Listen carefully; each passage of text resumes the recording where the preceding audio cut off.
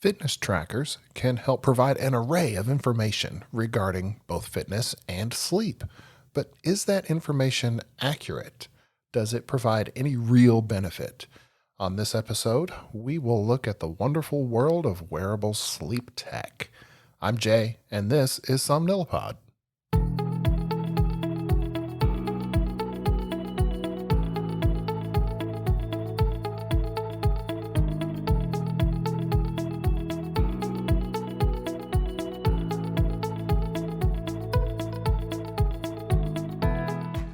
Hello, everybody. Welcome back. As I'm recording today, it's nice and sunny, and there are people out walking all over the place. And it reminded me, since the episode is on fitness trackers, specifically where we can use them in sleep, it reminded me of those little pedometers that we used to wear all the time. Did you have one of those? I remember I always wore mine on my shoe because I didn't trust that it was on my belt and it was collecting the right information. Now, fortunately, that type of technology has gotten better and better over the years. The wearable fitness industry, get this, is a $400 million a year industry. These things are ubiquitous. They are everywhere. The technology is built into our telephones, built into our watches. There are a lot of different venues that you can use to use both fitness trackers just for fitness in and of itself and for sleep. And that's what we want to talk about today. So not only does it come in the form of your phone, you can use your phone. There are certain apps that you can activate that sit on your bedside table and just sort of monitor like your snoring, for example. And it'll give you some information with regard to that during the night. You can also wear your smartwatch. A lot of fitness and sleep tracking is built into those as well. I wear an Apple Watch all the time myself, but interestingly, I don't really use it for sleep, mainly because I just haven't really thought to. So it's not something that I typically use it for. But a lot of people do. Both Apple, Android, and Galaxy style watches can give you a lot of information about sleep. There's even a company called Aura Fitness that has a ring that you can wear that will give you some fitness information. And then, as I mentioned, those little pedometers, they still have those. Those are still around, but they can give you a lot more information now. They're available from companies like Fitbit and Garmin.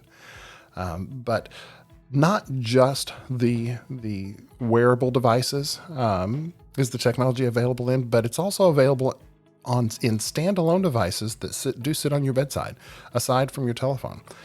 These things can measure things like ambient room temperature and the ambient light. They also will measure the sound that's coming from wherever, if somebody is snoring in the bed. There are even sensors that can be inserted underneath your mattress or underneath your pillow that will give you some sleep information.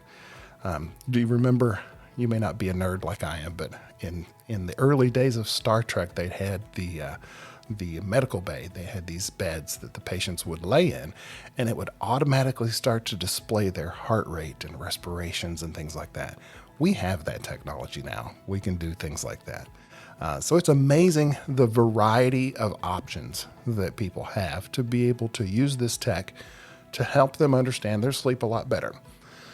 Now let's break down just a little bit of the information and how it gathers what it is gathering, and we'll discuss whether or not it's of any use to us. Now, one of the main types of technology that they use is called an accelerometer. Now, the accelerometer was originally introduced by an English physicist named George Atwood in 1783, and it was initially invented to measure for linear distance, so to measure speed at a linear distance. But scientists, they just don't leave well enough alone. They made it better and smaller and more compact and added all of that variety to it. So now we can do just about anything with a little bit of tech. Interestingly, we have used in sleep medicine a type of accelerometer called an actigraph. We've used that for a number of years. And what it does, it basically measures movement, both linear, circular, up and down, any type of discrete movement.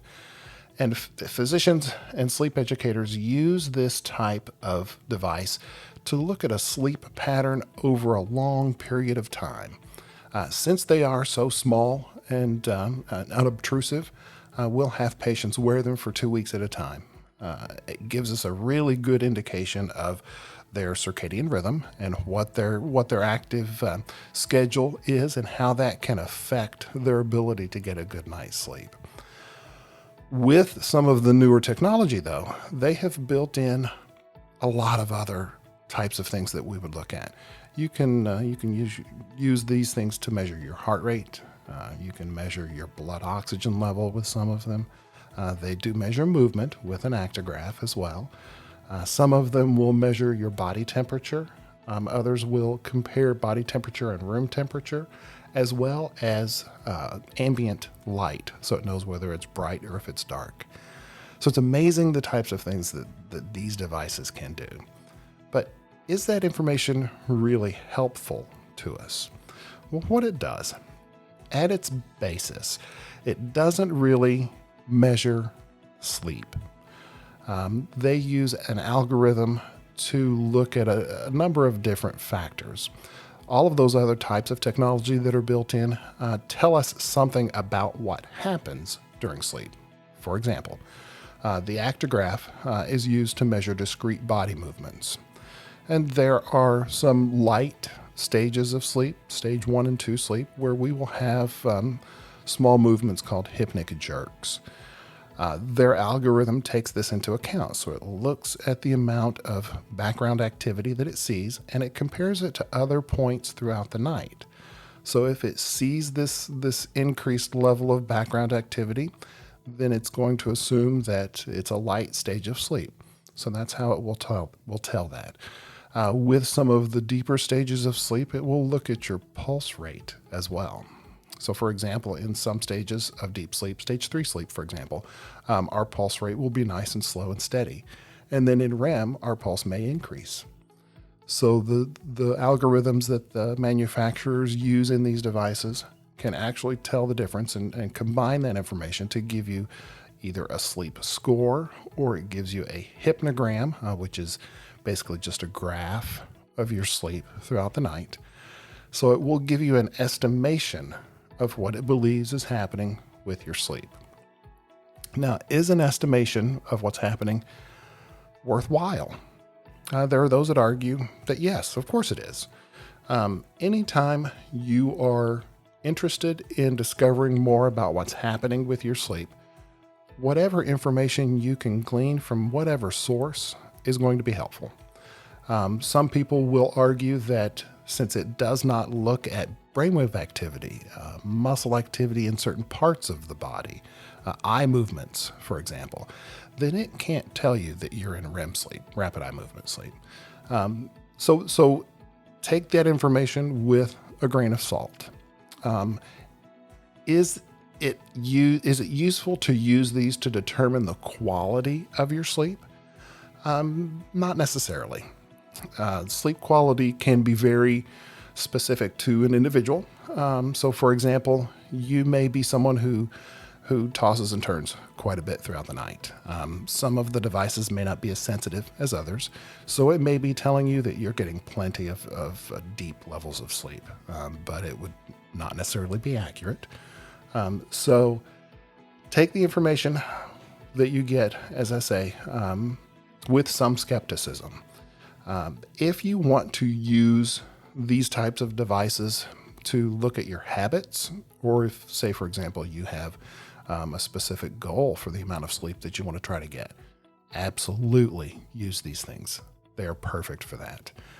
Say, for example, you are tired and you think you're getting enough sleep, but you don't really know for sure. So you decide to start using the sleep tracker on your Apple Watch, for example. And it starts to tell you, yeah, you're getting 5.5 hours of sleep time each night. Well, as we have discussed in the past, 5.5 hours isn't quite enough. Most of us do still need 7 to 8 hours of sleep time in order to feel awake and alert during the day. So information like that can be helpful in giving you an indication of, okay, there's something that I need to work on. So you can use those sleep trackers over a period of time to see if you're able to adjust your schedule to increase the amount of overall sleep time that you're getting. Say you have a goal of 7.5 hours of sleep each night. They're perfect to help you achieve that type of goal. Ultimately, whenever you are using some sort of technology to investigate your health, it is always going to be a good idea to use that information to start a conversation with your doctor. If you are consistently using your sleep tracker and it's telling you that everything is good, but you are still feeling symptoms of, say, daytime fatigue, for example, then take that information to your doctor the next time you have an office appointment and say, look, I've been using my sleep tracker. It's telling me that I'm getting 8 hours of sleep each night, but I'm still tired during the day.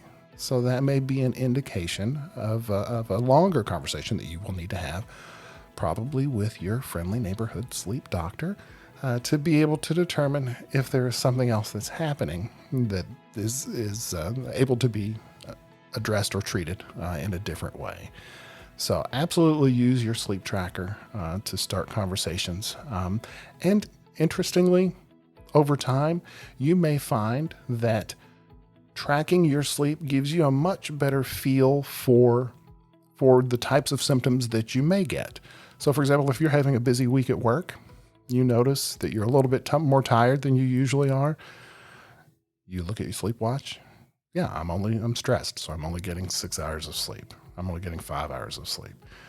So that will give you some almost immediate feedback to be able to adjust some things so that you can address those areas of your life that you really need to feel, or that you really feel need addressing. I really hope this has been informative and educational for you. As always, please reach out to me at j@somnilopod.com. You can also follow me on Facebook, Twitter, Instagram, and please send me your comments, concerns, criticisms, questions, all of that good stuff. One bit of interesting statistics that I've been gleaning from my podcast service is that I'm starting to get a larger following, especially in other parts of the world. So we've got some listeners in Australia and India and Brazil, as well as several places in Europe that are getting on board and learning about their sleep. And I'm just really, really excited about that. So please stick with us. If you have any questions, send them my way. And until we talk next time, I hope you get some rest. Thanks.